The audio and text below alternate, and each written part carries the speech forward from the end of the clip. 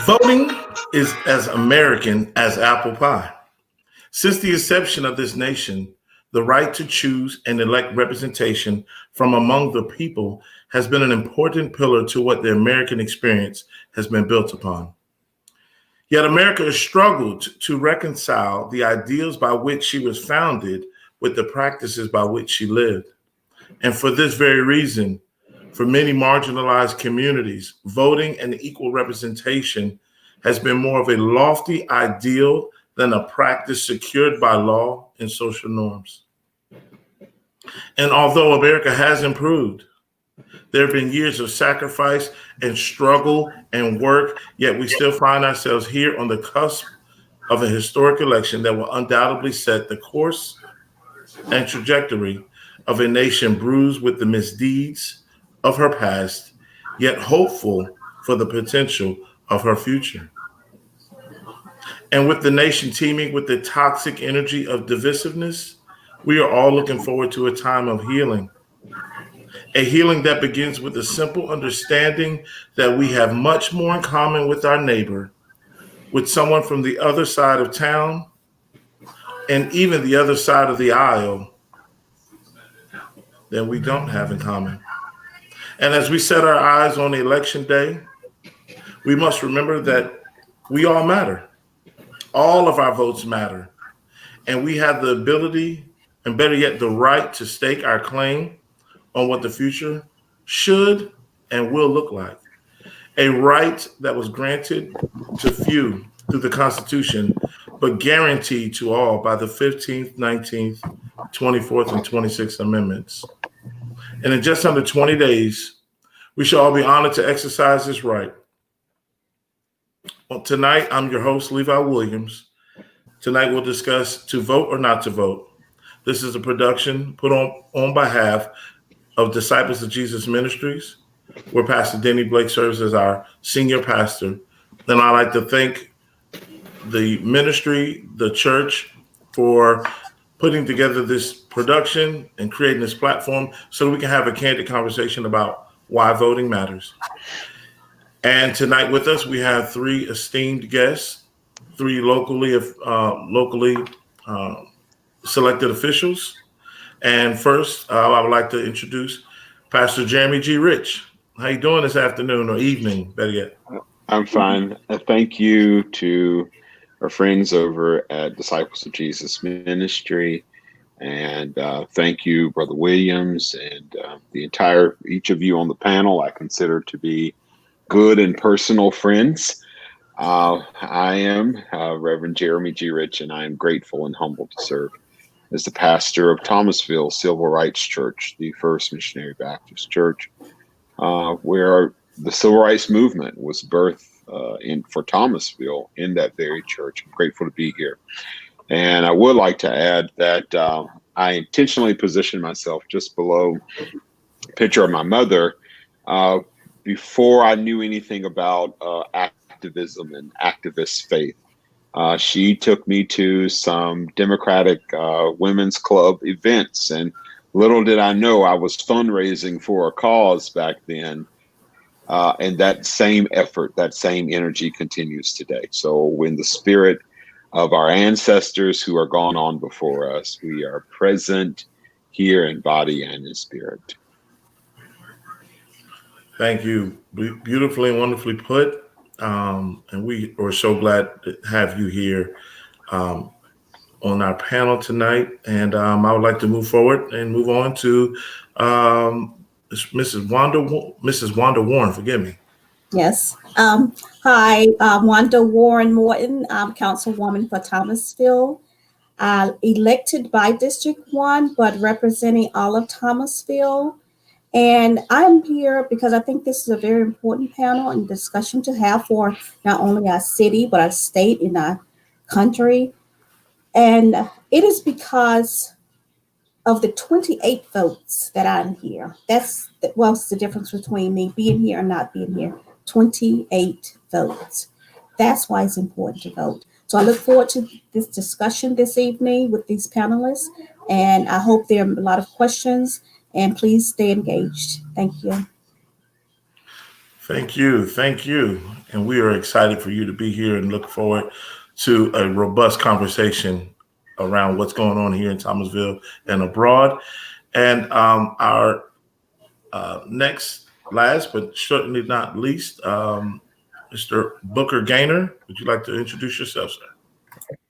Yes, sir. Again, thank you all for having me and being able to serve on the panel again with such distinguished guests. I mean, me being a young elected official, former elected official, I have had a chance to look and see these two individuals really lead and take charge of issues or whatever came their way. So that is a good sign for the younger generation, knowing that we have strong leaders that we can look up to.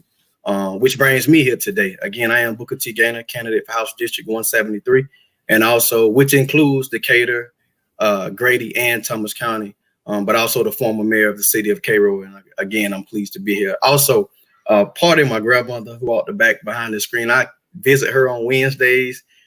So I told Ethan I have to work. I still stop by. So again, I apologize for that. No need to apologize. No absolute need to apologize. But kind of piggybacking off your point, I'd like to go ahead and jump in right in.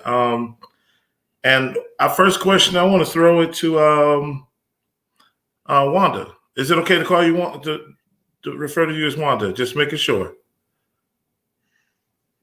You're on mute, Wanda. Oh, I'm always on mute, all right. I'm sorry. But not all the time. I have to mute myself sometimes because I talk too much at point times. Okay, thank you. But Wanda's okay, right? Is everybody okay with first name? Wanda's fine. Yes. Okay. Let me ask you this: how can one become more involved? Booker was just talking about how the leadership from people like yourself, people like Jeremy, has inspired him to continue to carry the mantle. How can more people become involved and active in the political landscape here locally? Well, locally, of course, the biggest way to stay involved is attending our city and county council and council meetings. We do discuss a lot of issues locally before they are voted on, before ordinances are changed. We discuss those.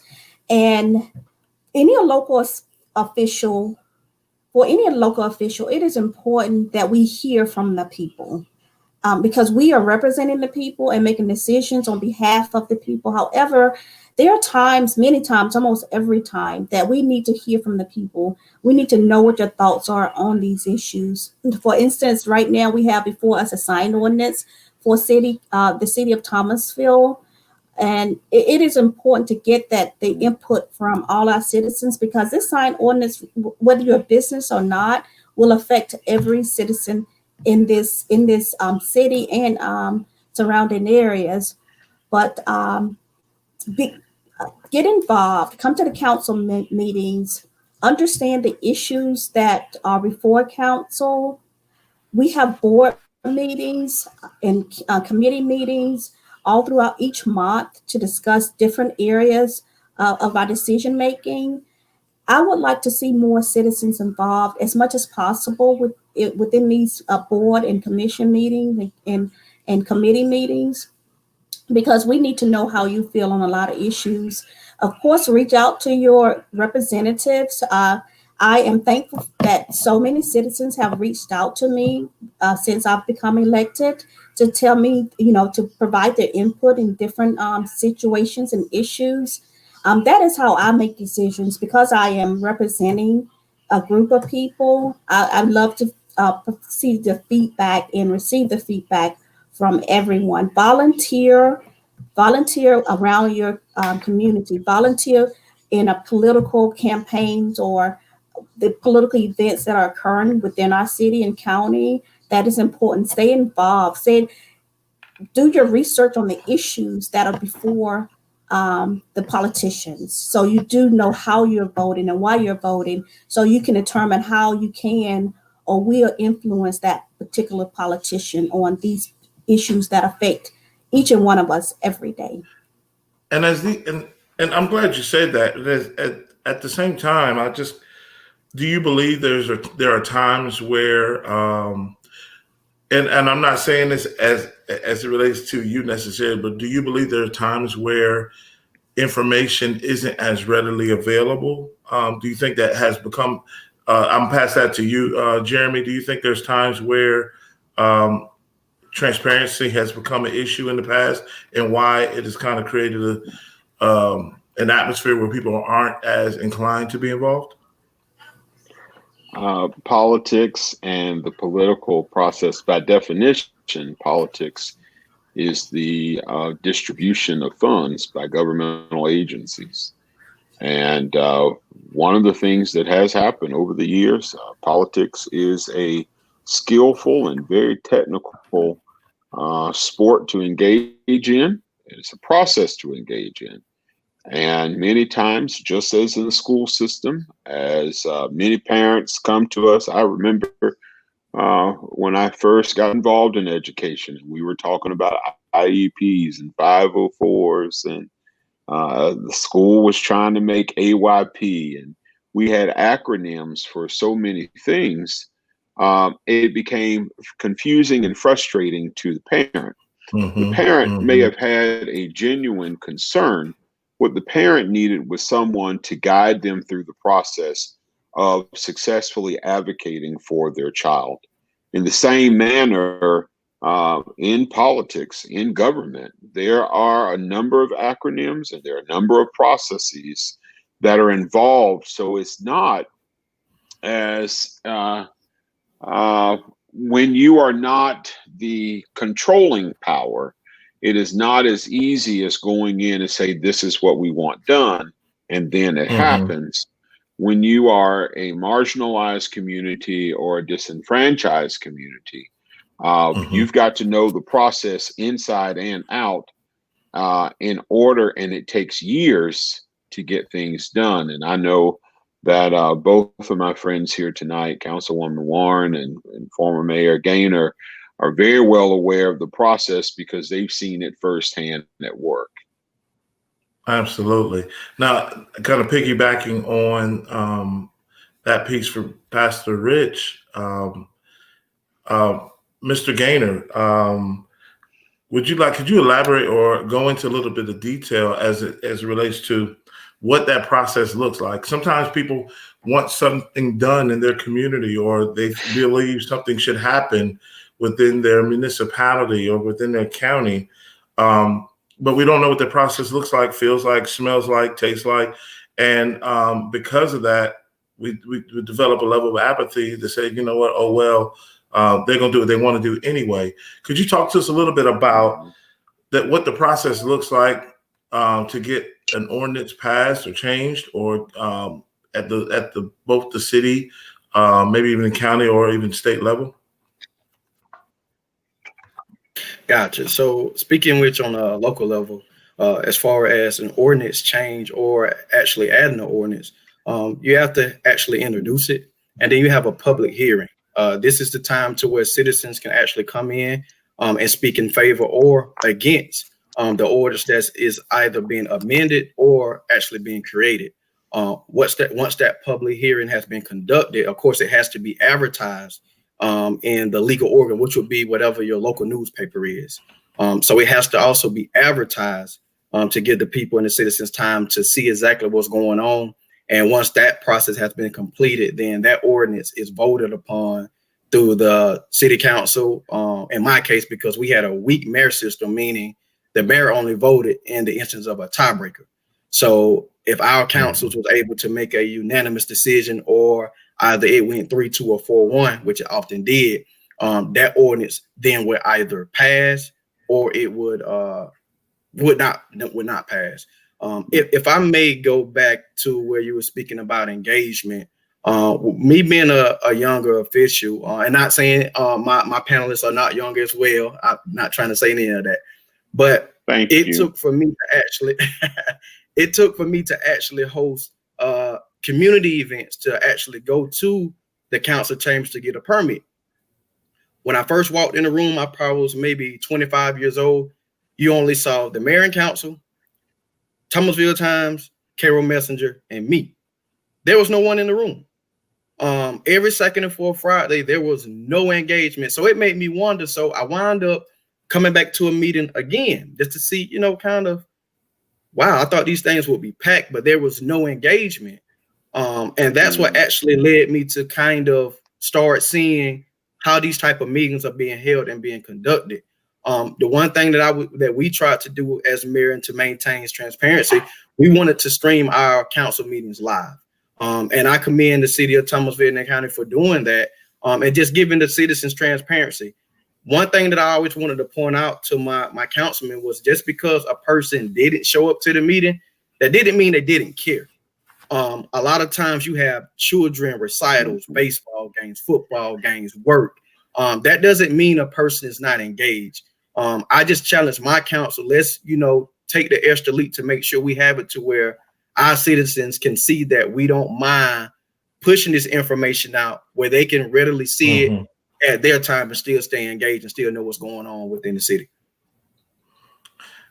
And piggybacking and speaking of that, Mrs. Warren, could you give us some details as it relates to dates and times, days of the month times where we can expect, so that those citizens who do want to come out and partake in the process can be a part of the city council meetings? Yes. Well, the city of Thomasville has several meetings throughout the month, recurring meetings surrounding not only council workshops and regular council meetings, but also our board and committee meetings in which decisions are being taken place, or decisions are taking place on which items to take to council to discuss and vote on. And so for regular council meetings, they are every other Monday, second and fourth Mondays, starting at 6 p.m. at council chambers. And our workshop meetings, which are, for me, the most productive, because that's where real discussions can take place. And also we encourage citizen input at these workshop meetings. These are every first and third Wednesdays at 4 p.m.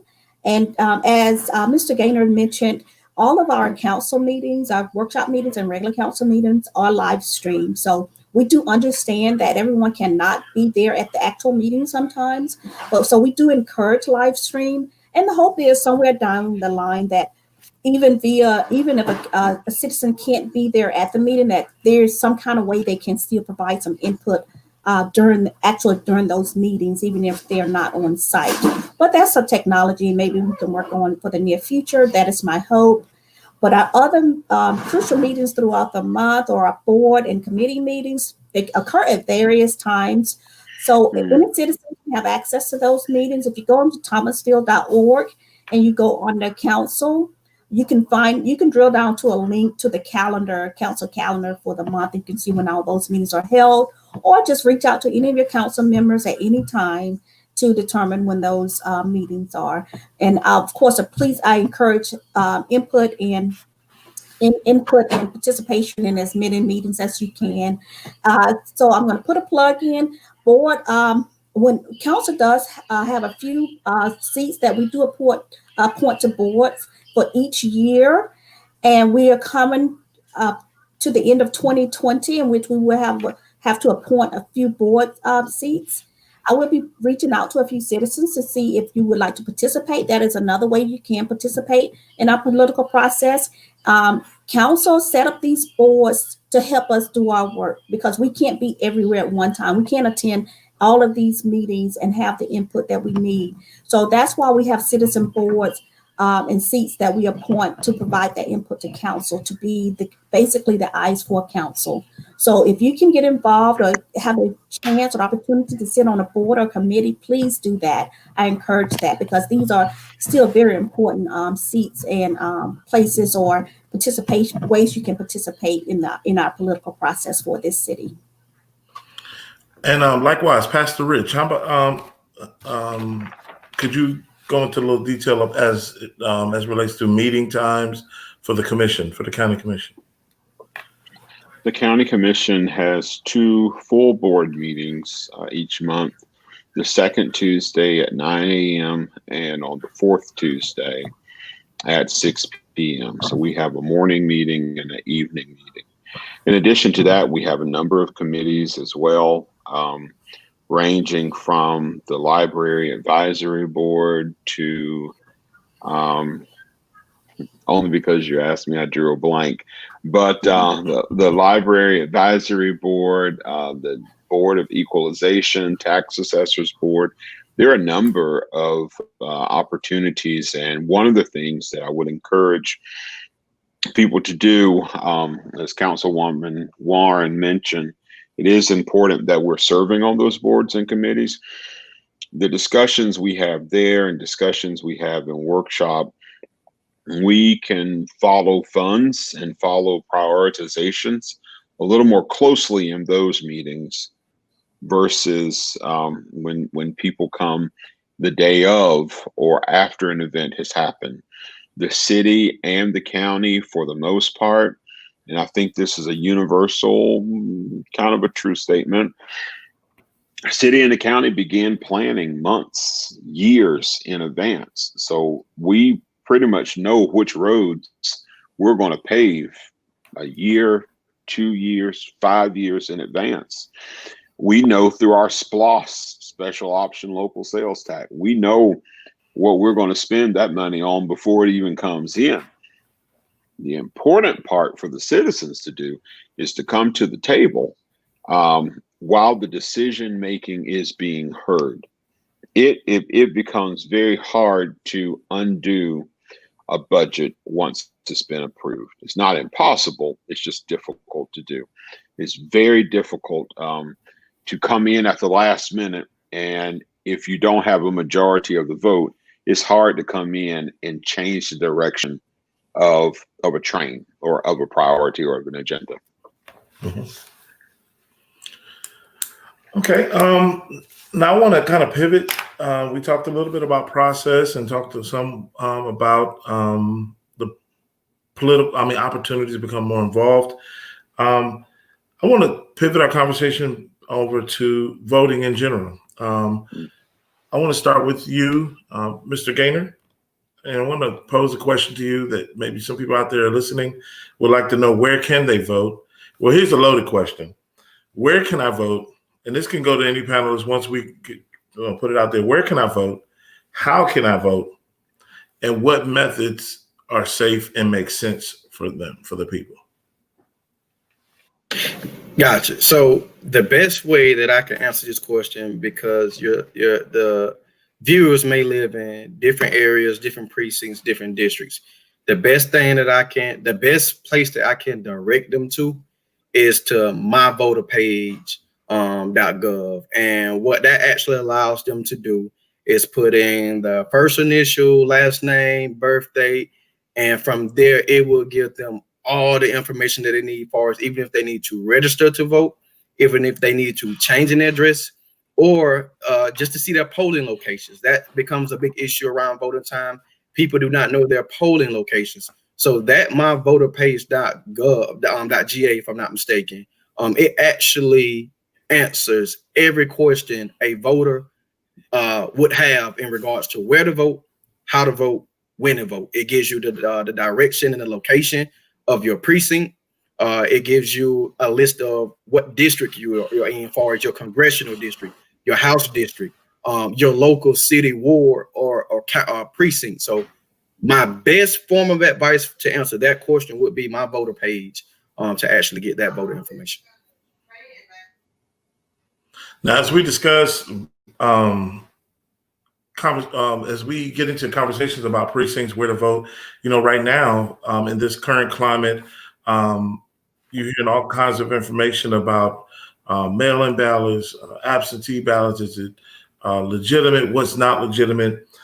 And I want to pivot to talk a little bit about voter suppression. And do we believe that voter suppression will play a role in the outcome of not only the 2020 presidential race, but some of the local races as well? Commissioner Rich, would you like to start with that one? Sure. And then we'll go to you, Councilwoman Warren. Sure. Thank you, Mayor Gaynor, and that the My Voters page offers a wealth of resources. In addition to that, I think for both Thomas and Grady County, and I'm pretty sure for many of our counties, that the early voting is happening at our supervisor of elections office. We have known that we have noticed that there is a great deal of enthusiasm regarding this upcoming election, and that is welcomed and it is wonderful. However, we do have some concern, not limited to Thomas County, but throughout the United States. In the city of Houston, which has about 4.5 million residents, Governor Greg Abbott has reduced the number of drop-off mailing places from multiple locations down to one for an entire city of 4.5 million people. And if I'm not mistaken, Houston is Harris County, Texas. It is. Just to give you a perspective of that, Thomas County has roughly 45,000 residents. So literally you would have to take 100 Thomas counties and put them together to get the 4.5 million people you're talking about in Houston. In addition to that, it's going through a federal process, and I'm going to address the federal process in just a moment. But that's going through a federal process. One federal judge ruled it unconstitutional. Another panel of federal judges said it was constitutional. Now, I'm not sure who appointed those judges to be justices, but I do know that it's playing out into the results of the election. In the state of Georgia, our very good friend, Stacey Abrams, ran a magnificent campaign for governor here.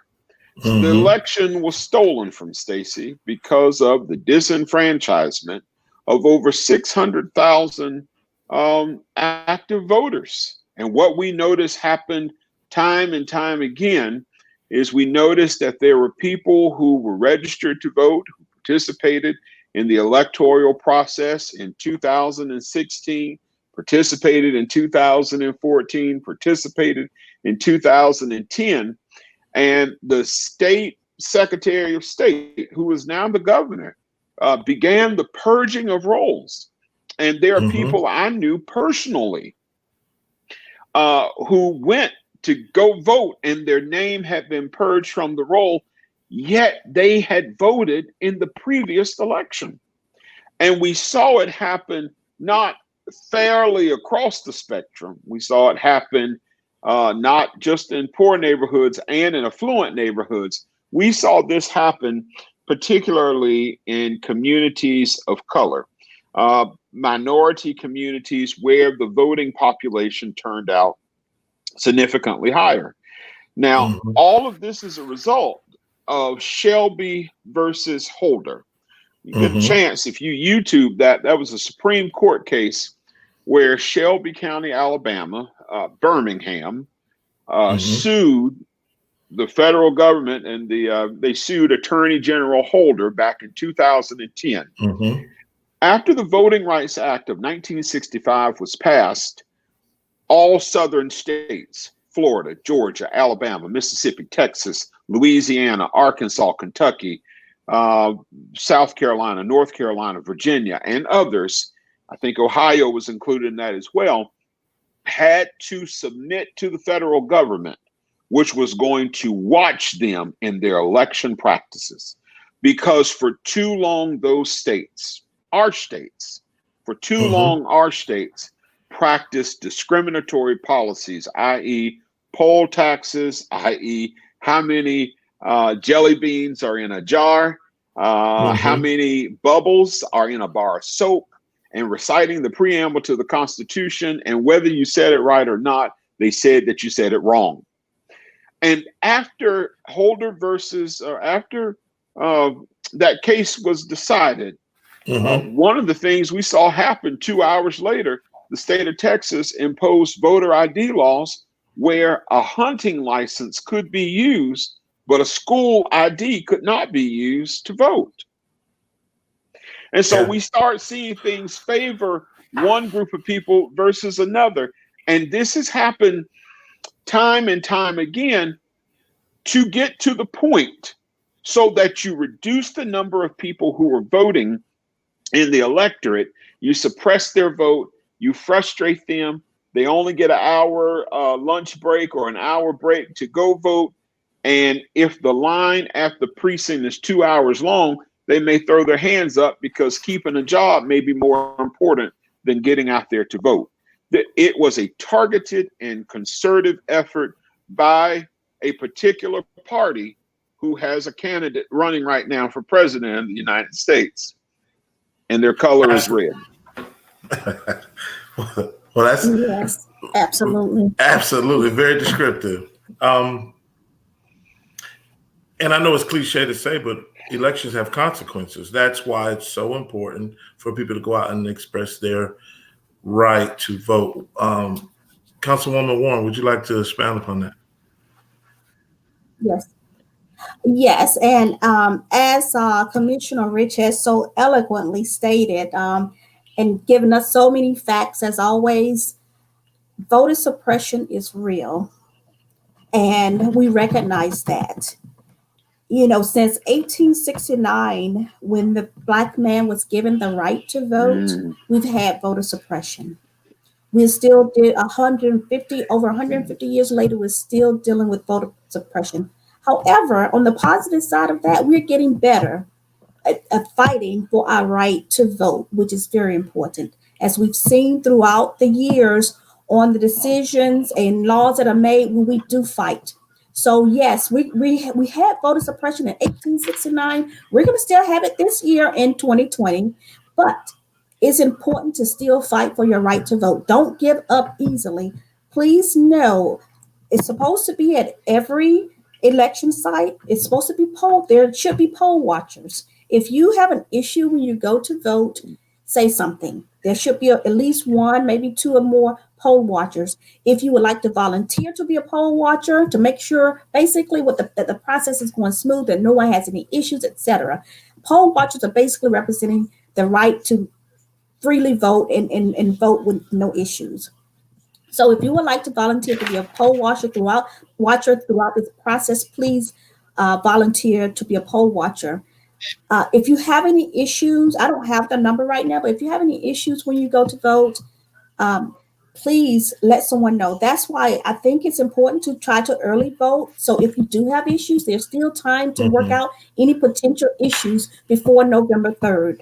So as Commissioner Richards stated, we have a lot of issues, but we can't stop fighting. We have to still fight that good fight because our vote is important. We've had too many of our ancestors to fight hard, to die for this right that we have to vote. So please do not let that be a deterrent. If someone says you can't vote, can't turn you away, give you whatever excuse that you can't vote when you go to vote. Please get in touch with anyone who can help you. We can figure it out. If you're registered, you can vote.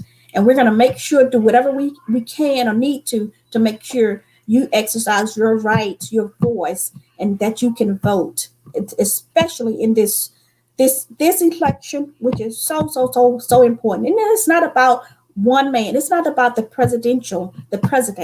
It's about these other officials, our senators, our representatives at the federal and the state level, and especially the impact to each one of us directly at this local level. It's important that you have a voice in who will represent you going forward for the next 2 or 4 years.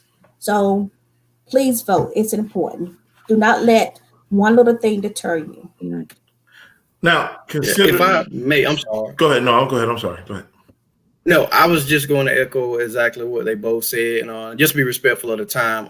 The voter protection hotline number was 888-730-5816. As Councilman Warren stated, you can call that number if you have any questions. And again, this thing is like a three-legged stool. If you only focus on the top, which is the presidential candidates, and not each layer or each leg of that stool, it will collapse on you. So that local level is just as important as the federal level. We are the ones who are touching your thermostat. We are the ones who are looking at your millage rate. We are the ones who are making sure when you flush the toilet, it goes to the proper place. So local level is just as important as the federal level. And like I said, and I yield to exactly what my two can I piggyback? Go ahead. And I want to piggyback on that. The local level is critically important. Your parks, your roads, your bridges, who serves as your manager, the makeup of your city hall or county commission, that's all going to be determined at a local level. What I would want to add, and I usually give this in the introduction anytime I introduce myself as a county commissioner, I would not be a county commissioner today had it not been for Mr. Elijah Hill, Mr. William Bill Morris, Miss Clarice Hobbs, Reverend Dr. I.L. Mullins, my predecessor at First Missionary Baptist, Mr. Curtis Thomas, and Miss Helen Clark. Those 6 people sued through the NAACP, sued Thomas County for its election methods in having an open primary and not allowing Black people, basically, who made up 40% of Thomas County and were a majority of Thomasville. We could never get a seat at the table. And it was in 1975 that they sued Thomas County. And the case went to a federal court in Albany and wasn't decided until 1973. I'm sorry, until 1983. That's an 8-year time gap between the filing of the lawsuit and the actual election of the first Black county commissioner, Mr. Elijah Hill. So I am able to be an elected official, and Ms. Warren is able to be an elected official, not because of a local election. We are able to be elected officials because of the results of a federal lawsuit and federal justices. The judge who decided this case was Judge Robert Elliott, and Robert Elliott was appointed by John Kennedy. Follow the trail there. If your president is appointing justices, had another president appointed a justice who did not agree with voting rights and didn't view voter suppression as a real thing, we would possibly have a different outcome. Yeah, and we see that playing out right now in real time. It's local, but it's got some federal implications. City of Thomasville, Thomas County, Grady County, we all apply for state and federal funds, right? And in the process of that, we've got to make sure that we are compliant and are in line. So we got to make sure that we're paying attention not only to our local elections, we got to be vigilant about that. We also got to make sure that we have, in this election, which is going to shape what America will look like for the next 50 years. Absolutely. We got to make sure that we are on our game in this. And actually, we see a lot of that playing out right now in real time, right? Just even the conversations we're talking about with the Supreme Court justice being nominated and the rush to get through and confirmed. And that decision alone will set the table for so many decisions, and that will touch the lives of so many people in the days and the weeks and the years to come. So that's why it's so important. And that's why I feel like it's important for us to address, at this point, I want to address, what is your message that you give to that apathetic voter? I'll never forget the last election. I'm sitting watching the results come in, and I probably follow this stuff to a fault, right? My wife gets mad when we turn it off. Please, I can't do, stop reading, leave it alone. And I was sitting with and I call them out, my own brother and mother were sitting next to me. And they said, wow, I didn't think that was going to happen. And I said, well, I can't believe it. I'm sitting, and not to say that I was trying to sway one way or the other, But they both told me, they said, well, I didn't vote anyway. So, I mean, it doesn't matter. No matter what I do, it's not going.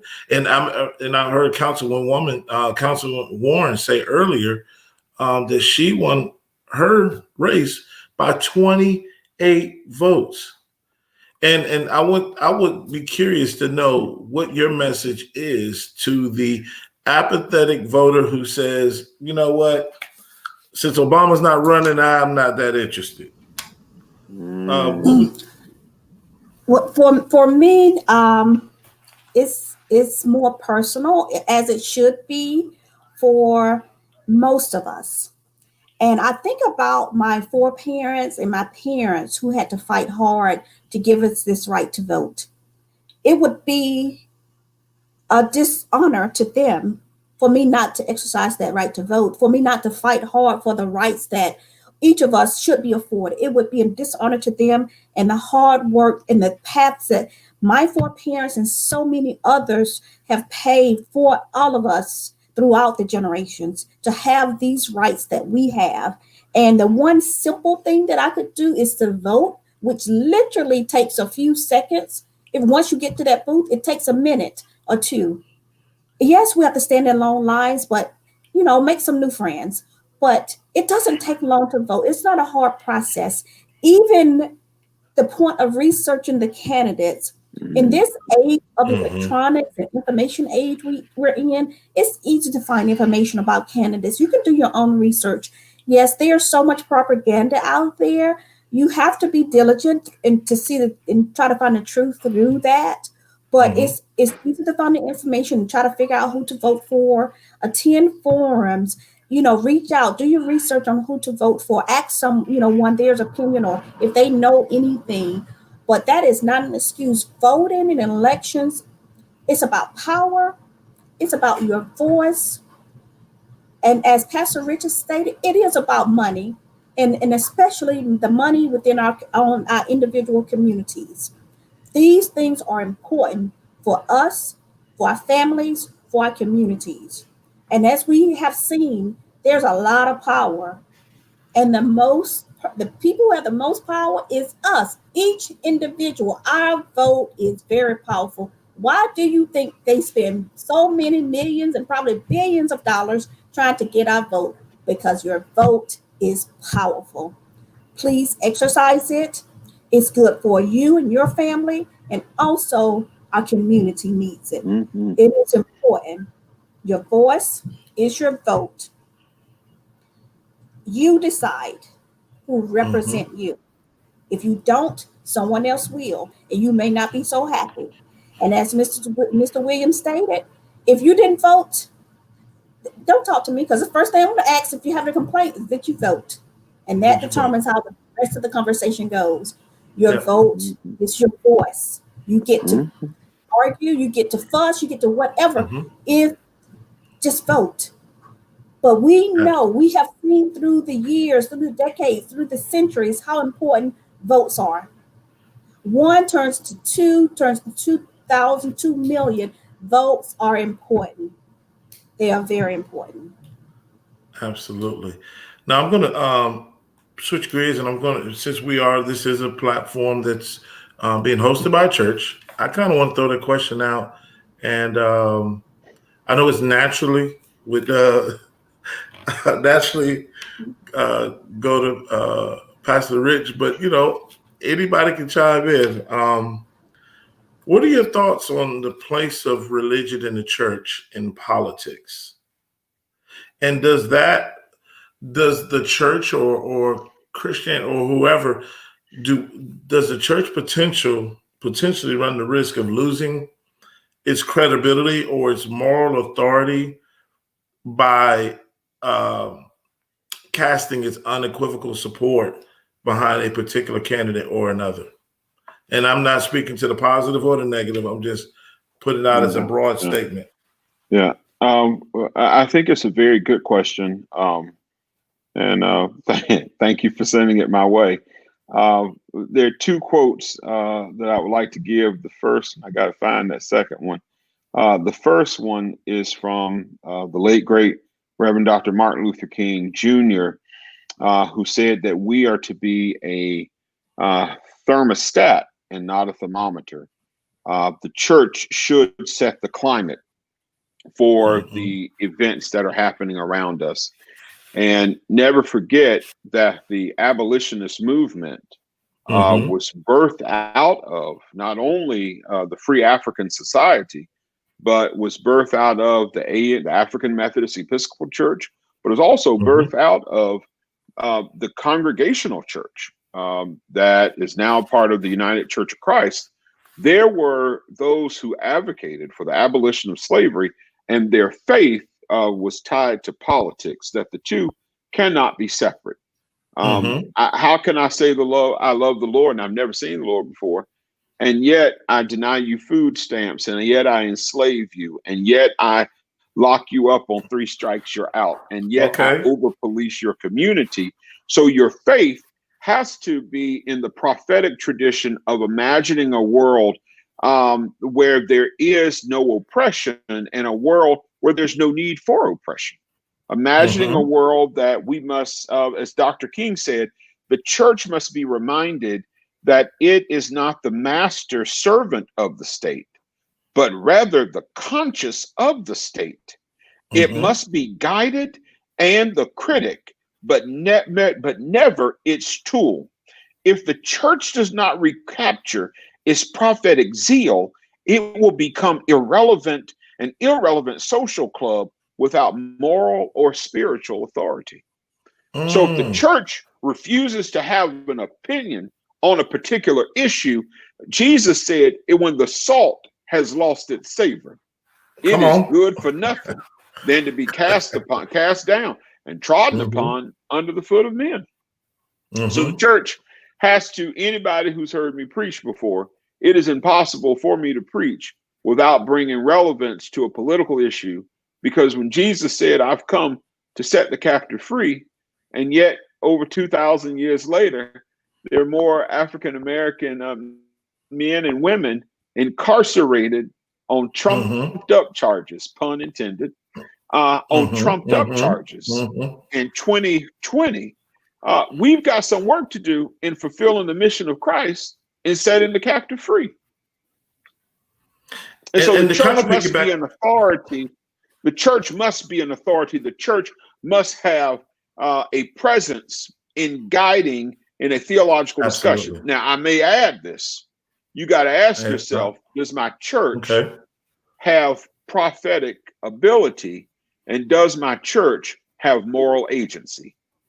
And what I mean by that, there are some churches I don't trust with moral agency. They're always on the wrong side of history.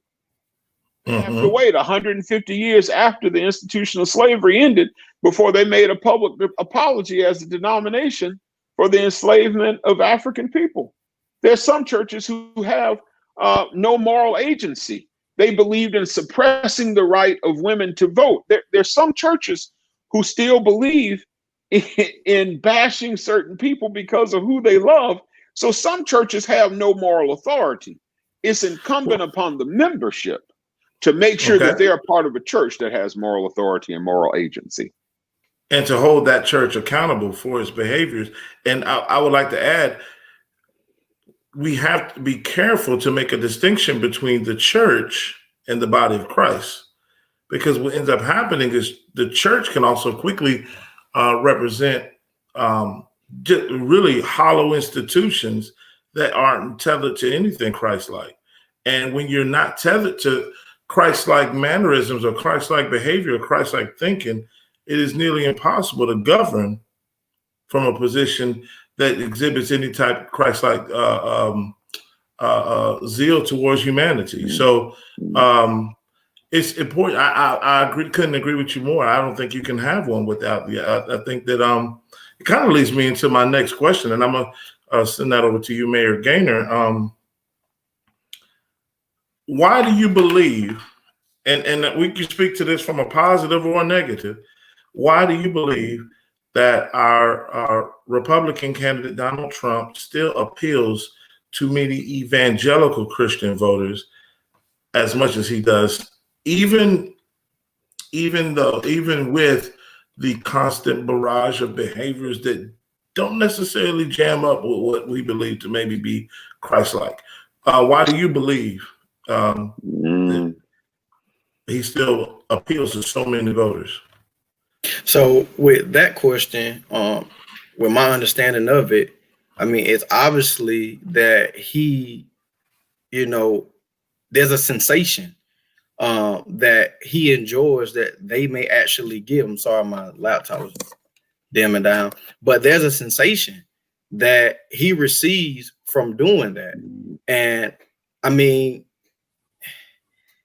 that's just one guy that is very hard to just, you know,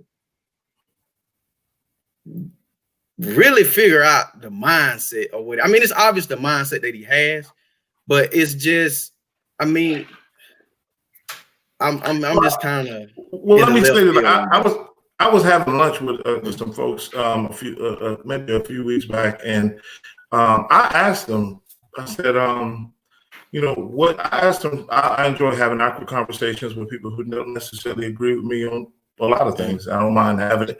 And I asked them. I said, what specifically makes him so attractive? If this doesn't line up with, you say they don't like the Twitter, they don't like the rhetoric, they don't like this, and the guy commented to me that he's done so much for the church, and my thought process, and I actually came right back and said, well, do you think the God that created the heavens and the earth needed an individual to prop up his church? And I kind of see it the other way around, as if the church has done so much for him in terms of propping his candidacy, and then also allowing him to govern from a place of no accountability. So that's, I mean, I kind of, and like I said, and maybe I'm still looking for someone to give me tangible evidence as to what is the appeal. I sometimes I'm baffled. I'm without going into more of a personal thought process. I'm looking for a direct answer as to. I posted a little bit ago is saying these are the fruit of the spirit, and I need you to stop me when I hit one that, you know, I know we're all struggling and trying to get. You know, he said we're all continue work until the day of Christ, but these are the fruits of the spirit. Hit me, give me one that he's lining up with on a regular basis. So I'm struggling for the appeal. Can I take a stab at that? Go ahead. So there are a couple of things. When I was growing up, I would hear young kids my age, and they would say things like the South will rise again. And my rebuttal was always, well, you know, y'all got beat during the Civil War. Here these kids are growing up 120 years after the Civil War has ended, yet that rhetoric has been regurgitated and passed down from generation after generation. And one of the things that we do know, is Councilwoman Warren shared earlier, is during the Reconstruction era of history, one of the things we know that happened, that's when the first Black elected officials, Robert Smalls out of South Carolina, there are others out of the state of Mississippi, Bishop Henry McNeil Turner, who was a minister of the AME Church, and right here in the state of Georgia, many were elected to positions, and it infuriated white Southern sympathizers to the point it is out of the birth of their disenfranchisement that the KKK was organized. So make sure we got those sequence of events right. So Civil War ends, Black folk get the right to vote, white folk get, or Southern sympathy, those who fought for the South and for the Confederacy, at the fact that controlled the legislative agenda dollars. And thus the KKK, very much so a terroristic organization, was birthed out of that. Mhm. So this is, for some, when President Obama was elected back in 2008, watch the timeline of that. President Obama was elected in 2008. In 2010, Birmingham, Alabama's county, Shelby, Alabama, then files a lawsuit.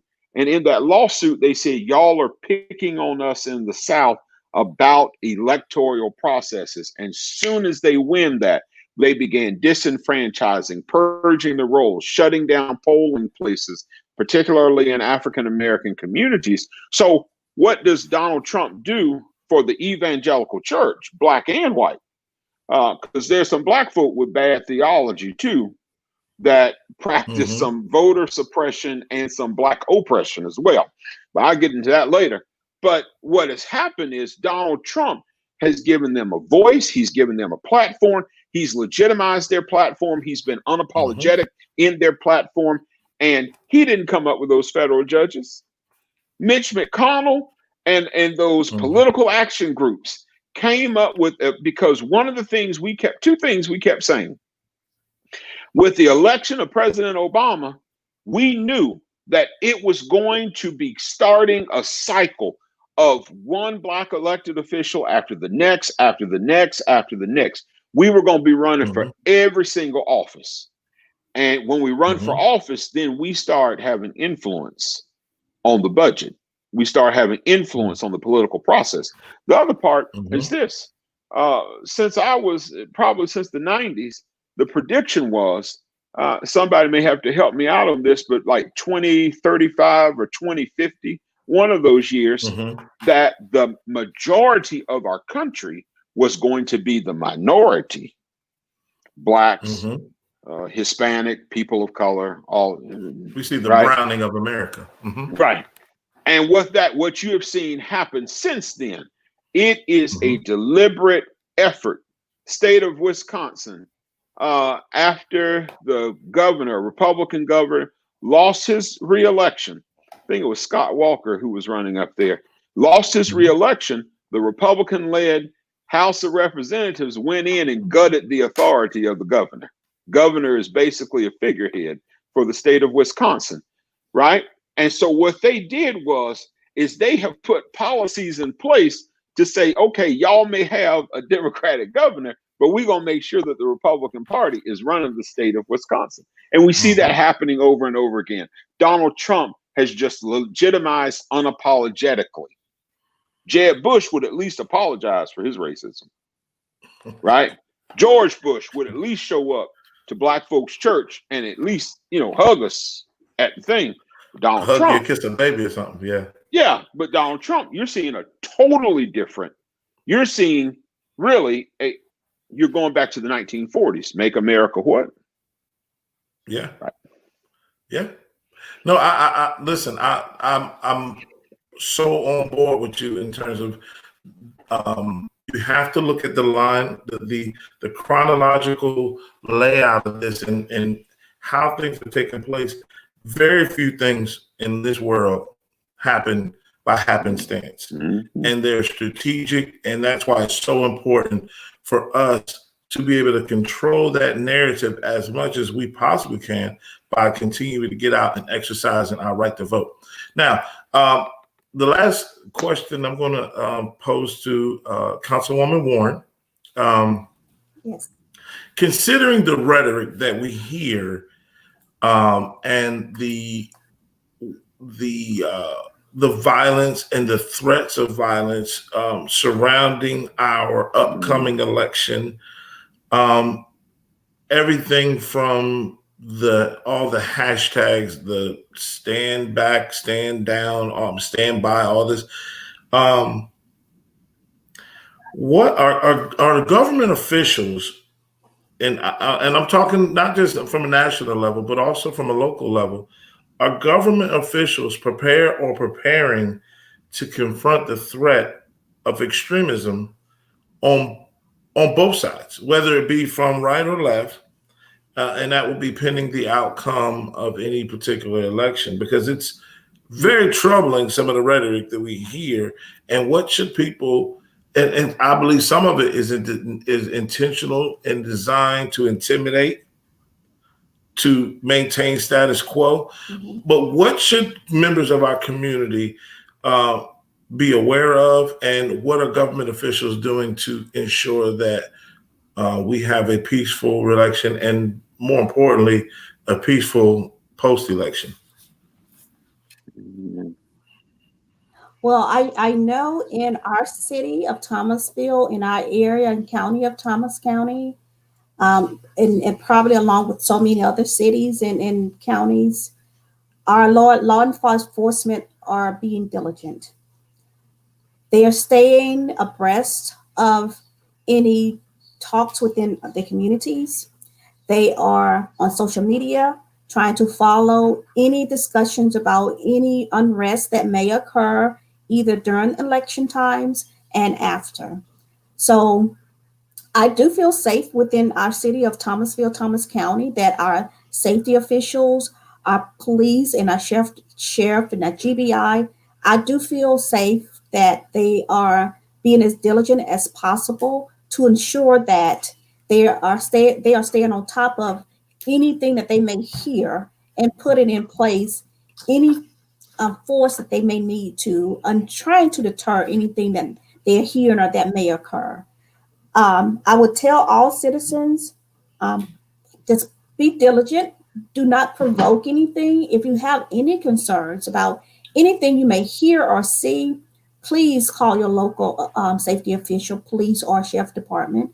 They are taking any communications very serious, because these are serious times. We've all heard the rhetoric from a national perspective and within our local communities on what may happen or occur if this particular presidential election, especially, doesn't go a particular way. I would say do not worry, but just stay diligent. Our safety personnel are hard at work. They are doing a lot more than you actually see to keep us safe. That's why police force, sheriff department are very important to all our communities, because they are doing their job. We are blessed here in the city of Thomasville, Thomas County, to have great law enforcement in our area who are always on top of keeping us safe in any aspect that may be needed. So please do not take the law into your hands to do anything, but call the law enforcement. Protect yourself if you need to, but stay diligent. 911 is a quick call if you can, but I implore anyone, please stay safe as much as possible. Thank you, thank you, thank you. Absolutely. I think it's so important to ensure that we put our best foot forward, be a good representation for our community, Yes. and at the same time understand that we do live in a world that can be dangerous. So it is important to be vigilant. It is important, especially being a community that we can't, being a community that has been historically targeted, being a community that has been historically marginalized, intimidated, and it's not, we can't hide behind political parties or political colors, because we're wrapped up in this existence. And so it's important for us to continue to be vigilant. And as we get ready to sign off tonight, I want to go through and ask one more time. Thank you guys one more time. And I would like one last comment, starting with you, Mayor Gaynor, about what do you say to that undecided voter tonight? It is simple. If your vote did not matter, Booker Gaynor would not have been elected the first African American of the city of Cairo Homer, Jackie Robinson, and not only the first African American, but the youngest. Period.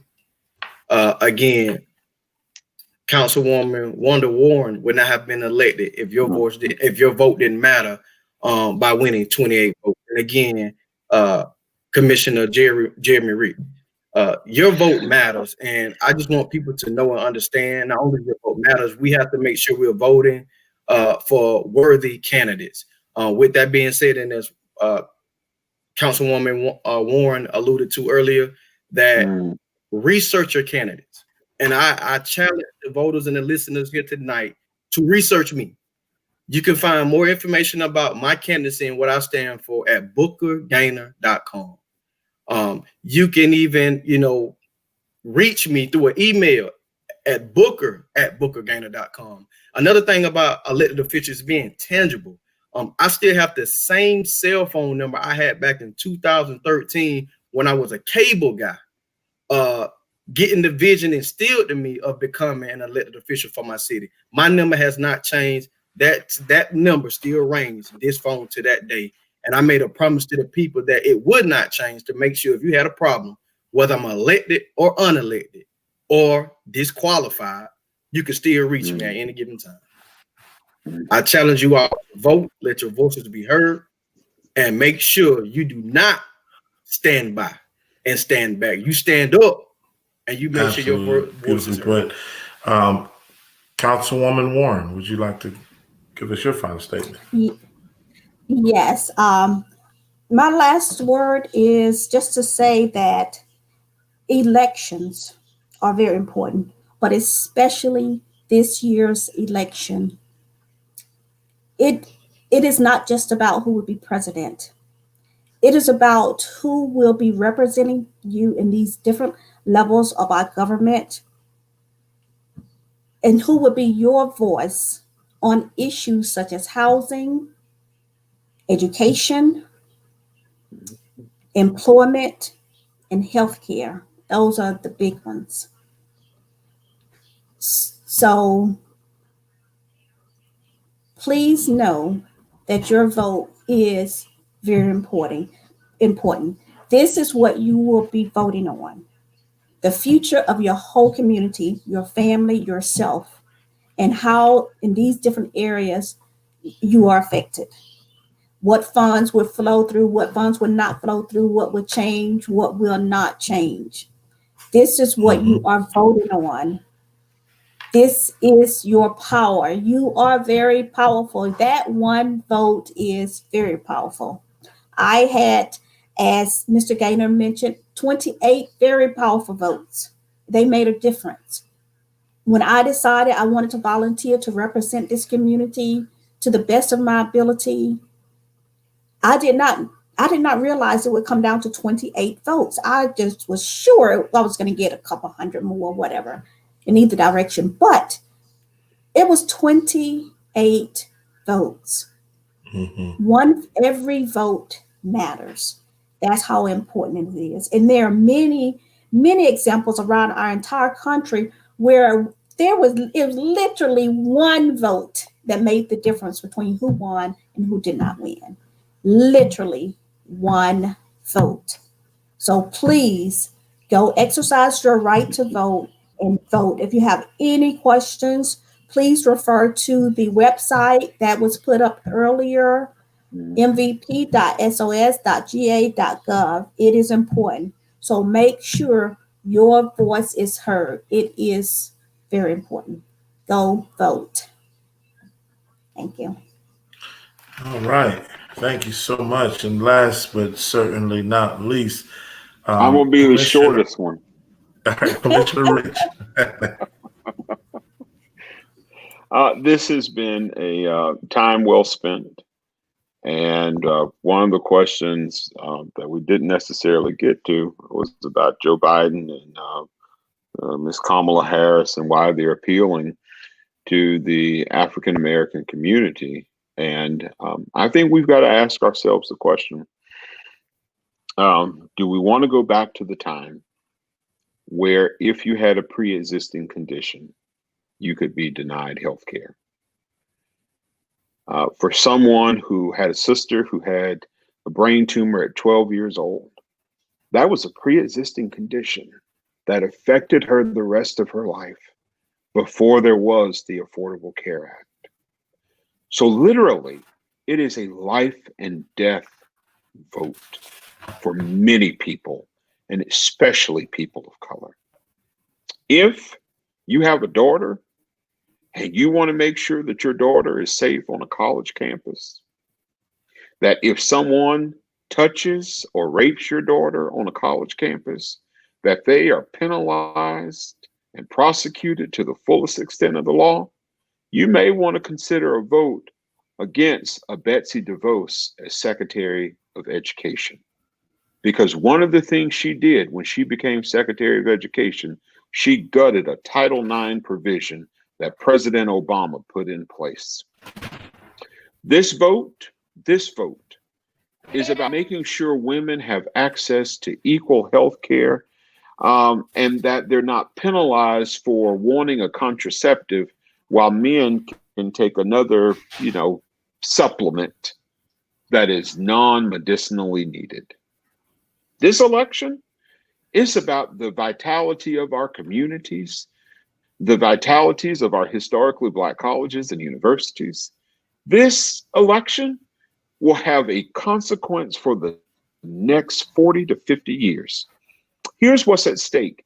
Even with this current Senate judiciary hearing right now, this judge has been involved in a case, and she wrote an opinion that said an employer using the N-word does not count as derogatory, discriminatory, nor workplace harassment.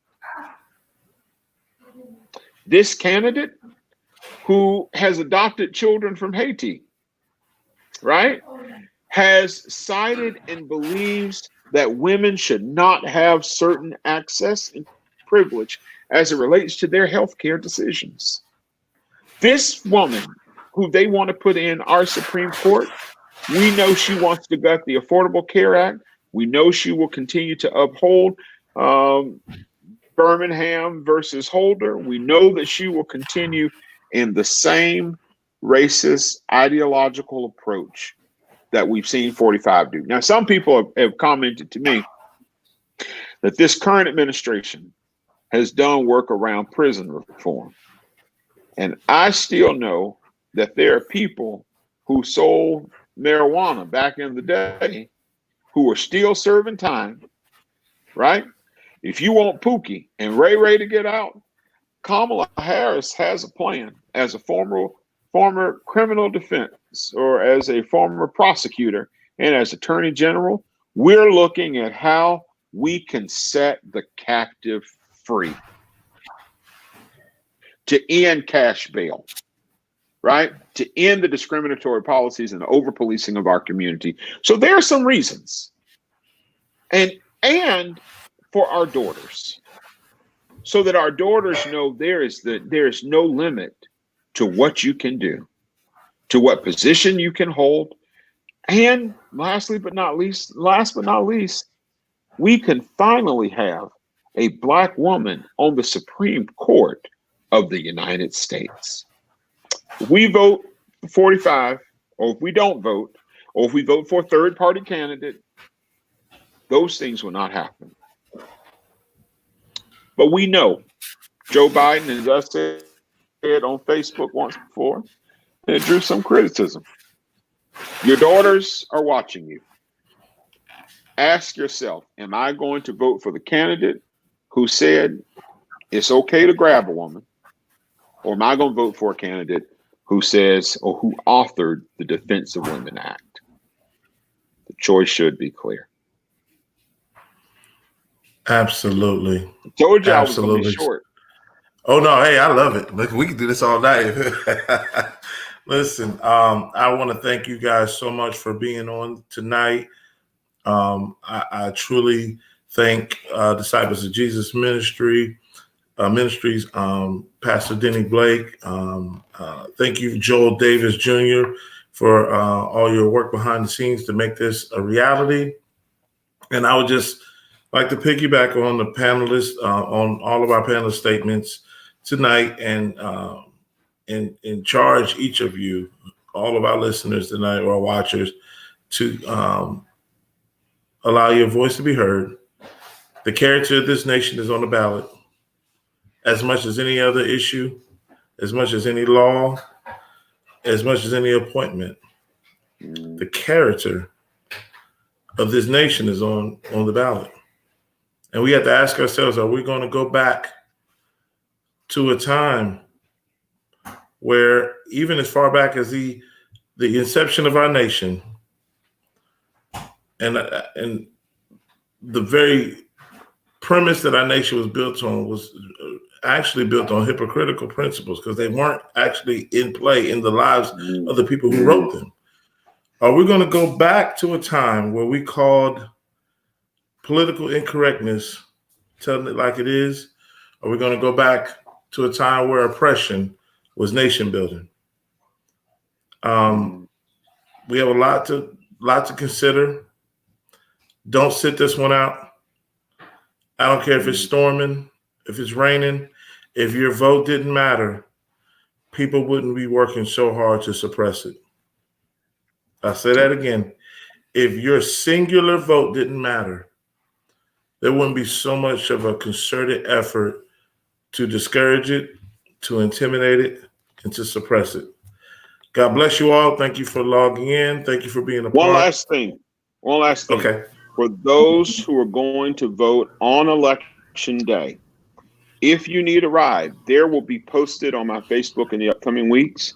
There will be posted. The Thomas County Transit does provide free rides to the poll, but I think you have to call 24 hours in advance to get your line or to get your ride to the poll. Please, please, please, everybody make yourself a committee of one. Make yourself a committee of one to make sure that those seniors whose mobilities are affected or in decline, go pick them up. They may not have requested an absentee ballot.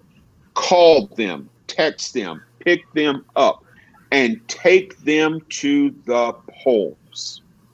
Please, there is too much at stake. Too much at stake for us to not vote.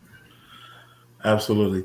And when you go out and try to go out and get out here and vote early. And if you're in a situation where you can't and you're stuck along the lines, make sure you wear a mask. Be safe. Yes. Be safe. We appreciate you guys. We love you guys. Until the next time, I'm Levi Williams, and this was tonight's production of To Vote or Not to Vote. Have a good night. Good night. Good night.